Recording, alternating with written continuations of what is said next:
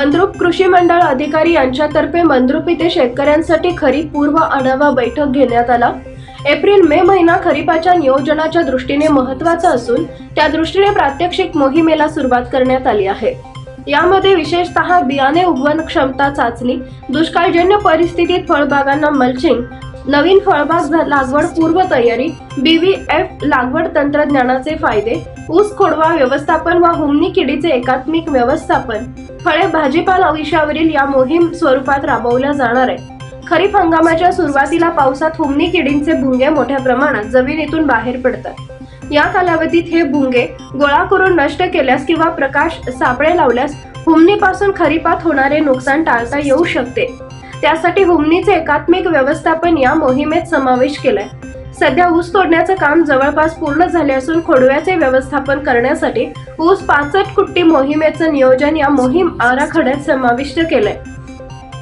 CS Sable कृषी पर्यवेक्षक मंद्रुप, रमेश फरताडे कृषी सहाय्यक मंद्रुप यांनी मार्गदर्शन केले।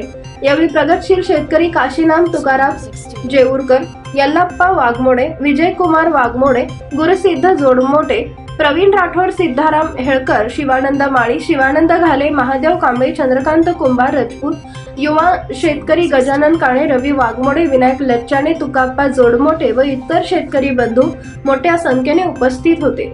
रमेश फरताडे कृषी सहाय्यक मंद्रुप, तालुका दक्षिण सोलापूर, जिल्हा सोलापूर।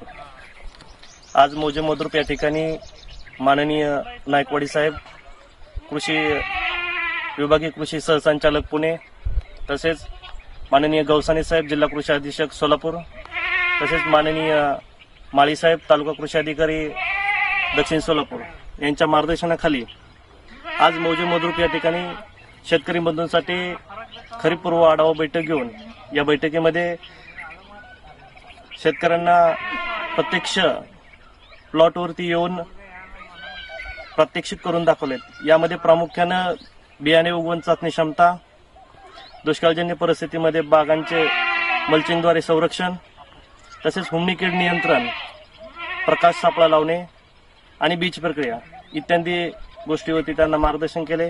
या कार्यक्रमाला, या मोहिमेला आजपासून प्रामुख्याने सुरुवात झालेली आहे।